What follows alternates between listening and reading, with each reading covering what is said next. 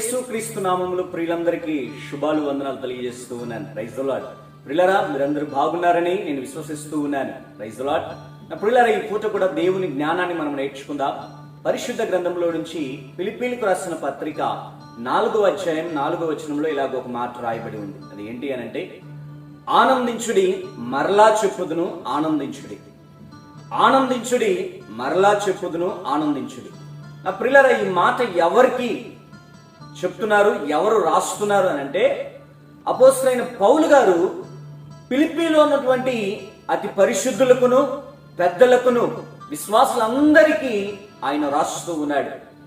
ఎక్కడి నుంచి రాస్తున్నాడు అని అంటే, ఆయన చెరసాల గదిలో నుంచి చాలా ఇక్కటైన ఒక సిచ్యువేషన్ లో ఉండి ఆయన ఈ మాట రాస్తున్నాడు. ప్రియులారా, ఈ మాట వాస్తవానికైతే ఆయన ఉన్న సిచ్యువేషన్ లో అటువంటి ఆ పరిస్థితుల్లో ఈ మాట పలకడానికి అసంభవం.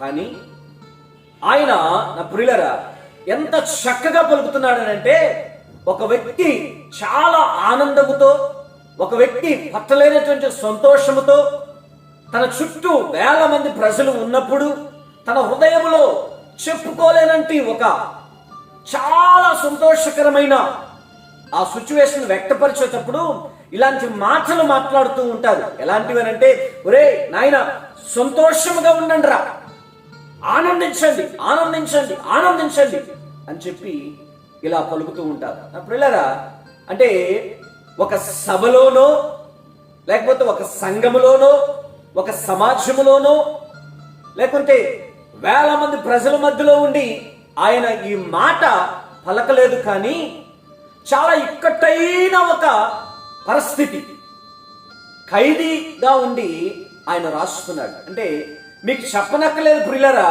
ఒక ఖైదీ, ఒక బందీ ఎలాంటి పరిస్థితుల్లో ఉంటారో, ఎలాంటి సిచ్యువేషన్లో వారు ఉంటారో, వారి చుట్టూ ఎలాంటి పరిస్థితులు అలుముకుంటాయో మీకు చెప్పనక్కర్లేదు. కానీ అపోస్తలుడైన పౌలు ఆయన ఎంత గొప్ప మాట రాస్తున్నాడు అంటే, ఒక మాట చెప్పనివ్వండి, ఈ మాట పలకాలంటే ఎంత గొప్ప గట్స్ ఉండాలండి, ఎంత ధైర్యం కలిగి ఉండాలి. ఆమేన్. అతను హృదయంలో ఎంత గొప్ప ధైర్యం ఉంటే ఈ మాట పలుకుతున్నాడు. అయితే ఆయన ఉన్న పరిస్థితి చాలా అఘోరమైంది, ఆయన చాలా కష్టమైన పరిస్థితిలో ఉన్నాడు. కానీ ఆయన నోటి నుంచి పలుకుతున్నట్టు ఒక మాట చూడండి, ఆనందించుడి. మరలా చెప్తున్నాను, ఆనందించుడి. నా ప్రియులారా, ఆనందించుడి.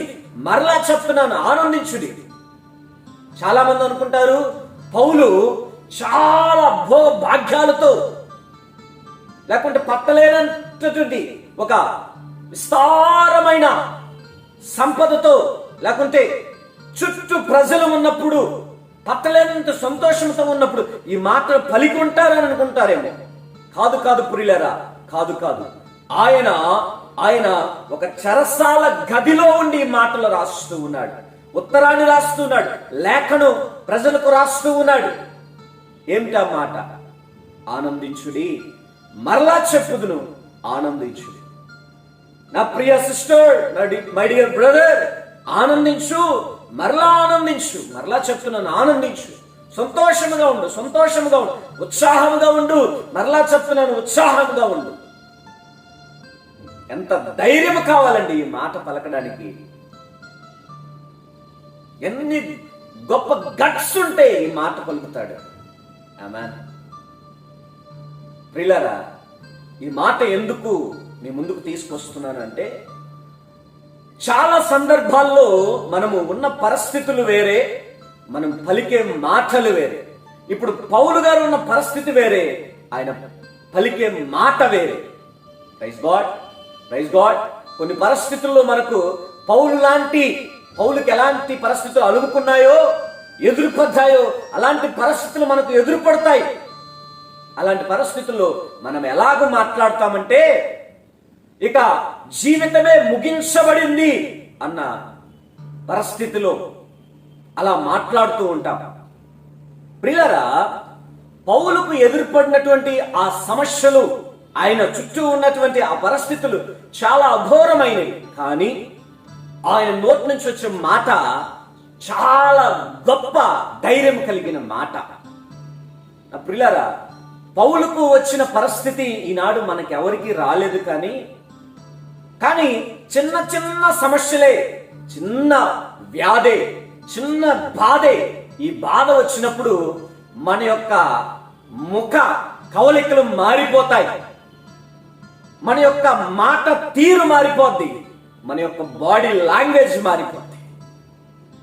ఎందుకు అనంటే సమస్య మనలోనికి ఎంట్రీ అయిపోయింది కదా, సమస్య మనల్ని అలుముకున్నది కదా, వ్యాధి మనల్ని తాకింది కదా.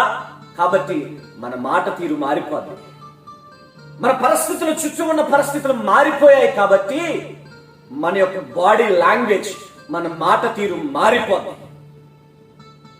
ఎవరన్నా వచ్చి పలకరించినా వీడితో ఎందుకురా మాట్లాడాము అన్న తీరుగా మనం మాట్లాడతాం, ముఖాన కొట్టినట్టు. కానీ నా ప్రియులారా, పౌలు గారు ఎంత గొప్ప మాట పలుకుతున్నాడో చూడండి. ఆనందించుడి, మరలా చెప్పుదును ఆనందించుడి. నేను భోగభాగ్యాలతో లేను, జైల్లో పలు సౌకర్యాలతో లేను. కానీ నేను చెప్తున్న మాట ఏంటో తెలుసా? మీరు ఆనందించండి, కానీ నా మదిలో సంతోషం ఉంది, నా మదిలో ఆనందం ఉంది. ఎందుకో తెలుసా? నేను దీన స్థితిని ఉండను ఎరుగుదును, సంపన్న స్థితిని ఉండను ఎరుగుదును. పౌలు చెప్తున్న ఒక ధైర్యమైన మాట ఏంటంటే, పౌలు ఇదిగో దేవుడు నన్ను ఈ దీన స్థితికి దిగదార్చాడు, అలాగే ఒక సంపన్న స్థితికి కూడా తీసుకెళ్ళడానికి ఆయన సమర్థవంతుడు. అలాంటి బాటలో, ఆత్మీయ బాటలో ప్రభువు వారు పెట్టే చిన్న శ్రమ ఇది అని ఆయన యొక్క ఉద్దేశం. ఇదిగో ప్రభు నా ముందు చాలా ఉన్నతమైన శ్రేష్టమైన జీవితాన్ని నాకు ఉంచాడు, ఆ ఒక్క ఆత్మీయ బాటలో వెళ్ళేటప్పుడు ఇది చిన్న సమస్యే అన్నది ఆయన ఒక ఉద్దేశం. నా ప్రియులారా, ప్రభువు వారు మనకు శ్రేష్టమైన జీవితాన్ని ఉంచాడు.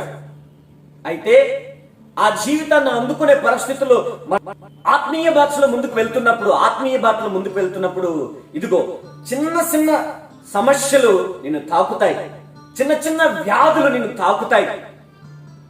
ఈ వ్యాధులు వచ్చినప్పుడు, ఈ బాధలు వచ్చినప్పుడు మనము ఉలిక్కి పడకూడదు, గాబరా పడకూడదు. అలా అని చెప్పేసి మన హృదయంలో ఉన్నటువంటి ఆ ఒక్క సంకల్పాన్ని మనము విడిచిపెట్టకూడదు. ప్రభువు ఉన్నాడులే, చూసుకుంటాడులే అన్న ఆ ధైర్యాన్ని మనము విడిచిపెట్టకూడదు. పౌల్లో ఉన్న ధైర్యం ఏంటో తెలుసా? ఆయన గట్స్ ఏంటో తెలుసా? నా ప్రభువుకు తెలుసు, ఈ యొక్క దీన స్థితికి నన్ను దిగజార్చాడు, రేపు నన్ను ఉన్నత స్థితిలో పెట్టడానికి ఆయనకు తెలుసు. కాబట్టి నేనెందుకు భయపడడం? కాబట్టి నేను భయపడలేదు. నా ఆత్మీయ బిడ్డలైన ఫిలిప్పీలో ఉన్నటువంటి ప్రజలారా, ఆత్మీయులారా, నా స్నేహితులారా, సహోదరులారా, మీరు భయపడబాకండి అని పౌలు గారు ఒక ధైర్యంతో కూడిన మాటలు ఆయన రాస్తూ ఉన్నాడు. Praise the Lord. నా ప్రియ చెల్లి, నా ప్రియ అన్న, తమ్ముడు, ప్రభువారు ఈ పూట నీతో కూడా మాట్లాడుతున్నాడు. కొన్నిసార్లు మన పరిస్థితులు తారుమారైపోతాయి, కిందకి పైకి మారిపోతాయి. అలా అయినప్పుడు నువ్వు గాబరా పడబాకు. ఒక్కసారి నువ్వు ఉన్నత స్థానంలో నుంచి ఒక్కసారిగా కింద పడిపోతావు. గాబరా పడబాకు, తొందరపడబాకు. బాగా డబ్బు గలదానివే, కానీ ఈరోజు ఏమీ లేని దానివి అయిపోయావు. ఒక ఉన్నత స్థానంలో ఉండగలిగిన దానివే, ఈరోజు ఏమీ లేని దానిగా మారిపోయావు. ఒకప్పుడు మంచి ఆహారము తిన్నదానివే, నీ చుట్టూ 10 మంది ఉన్నవారే, ఈరోజు ఏకాకిగా మిగిలిపోయావు. ఈరోజు ఆహారం లేక మిగిలిపోయావు. అయితే తొందరపడబాకు, అవసరపడబాకు, బాధపడబాకు. సంతోషపడు. ప్రభువు నిన్ను ఒక ఉన్నత స్థానంలో ఉంచబోతున్నాడని, ప్రభువు నీకు ఒక ఉన్నతమైన ఆత్మీయ జీవితాన్ని అనుగ్రహించబోతూ ఉన్నాడని భయపడబాకు. సంతోషము కలిగి మాట్లాడు. ఒక అపోస్తలుడైన పౌలు మాట్లాడిన రీతిగా సంతోషముగా ఉండు. ఉత్సహించు. నిశ్చయముగా నా ప్రభు నీ కన్నీటిని, నీ బాధలను, వాటన్నిటిని కొట్టిపడవేస్తాడు. నా ప్రభు రాబోతున్నాయి మంచి దినాలు. Praise the Lord. ఈ దినము నీ కష్టం ఉందేమో, ఆ కష్టములో ప్రభువుని నిందిస్తున్నావా, లేకపోతే నీ చుట్టూ ఉన్న వారిని అవమానిస్తున్నావా? నో, అది చేయబాకు చెల్లె, తమ్ముడు, అన్న, అది చేయబాకండ్రి. అపోస్తలుడైన పౌలు మనకు ఒక చక్కటి మూలపాఠాన్ని నేర్పిస్తూ ఉన్నాడు. ఆయన ఉన్న పరిస్థితి వేరే, కానీ ఆయన నోట్లో నుంచి వచ్చే ఆ ధైర్యపు మాటలు వేరే. ఆయన అనుభవిస్తున్నటువంటి పరిస్థితి కష్టము ఎంతో అఘోరమైంది, కానీ ఆయన నోటి నుంచి వచ్చే మాటలు ఇతరులను ధైర్యపరచగలిగేవి. నీ పరిస్థితిని బట్టి ఇతరుల్ని నిరుత్సాహపరిచే వారిగా ఉండకూడదు. ఒకవేళ నీ పరిస్థితి అట్టడుగులోనికి వెళ్ళినా నీ దగ్గరకు వచ్చే వారికి నువ్వేం చెప్పాలి? అమ్మా, నా దేవునికి తెలుసయ్యా, ప్రియ తల్లి, నా దేవునికి తెలుసు నన్ను ఈ స్థితిలో పెట్టుటకైనను ఈ స్థితిలో నుంచి లేపుటకైనా నా దేవునికి తెలుసు. కాబట్టి నేను గాబరపడను, తొందరపడను. కాబట్టి ఈ స్థితిని బట్టి నేను సంతోషిస్తాను, ఈ స్థితిని బట్టి నేను ఆనందిస్తాను. తప్పక నా ప్రభు ఇదిగో నా కొరకు ఉంచబోతూ ఉన్నాడు ఒక చక్కటి జీవితాన్ని రానున్న దినాల్లో అని నీవు ఇతరులకి ధైర్యపరిచే విధముగా మాట్లాడాలి. Praise the lord. రే చెల్లి, నీ జీవితం అఘోరంగా మారిపోయిందేమో, ఉద్యోగం పోయిందేమో, ఇంట్లో ఉన్న వారు గెంటి వేశారేమో, లేకుంటే నీ తోబుట్టువులు అనరాని మాటలు అన్నారేమో, నీ సంఘములు నిన్ను త్రోసివేశారేమో, సేవకుడు నిన్ను త్రోసివేశాడేమో, నీ భర్త నిన్ను అనరాని మాటల ద్వారా అని నిన్ను చిత్రవాద చేస్తున్నాడేమో. భయపడబాక్ ప్రియ అన్న, నీ ఉద్యోగ పరిస్థితుల్లో అనరాని మాటలు అంటున్నారా? భయపడబాక్. నీ సంఘంలో నిన్ను అనరాని మాటలు అంటున్నారా? భయపడబాక్. నువ్వు నివసిస్తున్న ప్రదేశంలో నీ పరిస్థితి ఇక అఘోరంగా మారిందా? భయపడబాక్. సంతోషించండి, ఆనందించండి. తప్పక నా ప్రభు నీ జీవితాన్ని ఆనందకరంగానే మారుస్తాడు. ఆమేన్. Praise the Lord. ఒక అపోస్తలుడైన పౌలు తన జీవితాన్ని తన బిడ్డలకు మాదిరికరంగా ఉంచాడు. మనకు చక్కటి మాదిరి చూపిస్తున్నాడు. ఆ రీతిగా మనం బ్రతకాలని ప్రభు ఆశిస్తున్నాడు. ఆమేన్. కష్టం వచ్చినప్పుడు దిగులు చెందడం, నీరసిల్లిపోవడం, మన ముఖాలు వికారంగా మారిపోవడం, మన ముఖములో ఉన్నటువంటి ఆ కవలికలు మారిపోవడం దేవునికి ఇష్టకరం కాదు. నువ్వు దీన స్థితిలో ఉండను నువ్వు ఎరగాలి, సంపన్న స్థితిలో ఉండను నువ్వు ఎరగాలి. కష్టాన్ని అనుభవించేదానికి నువ్వు ఎరిగి ఉండాలి, అలాగే సుఖాన్ని అనుభవించేదానికి ఎరిగి ఉండాలి. ఈ రోజు కష్టం ఇచ్చిందిలే అని చెప్పేసి నువ్వు గాబరా పడకూడదు. సంతోషం ఇచ్చిందని చెప్పేసి ఒక్కసారిగా ఆనందపడకూడదు.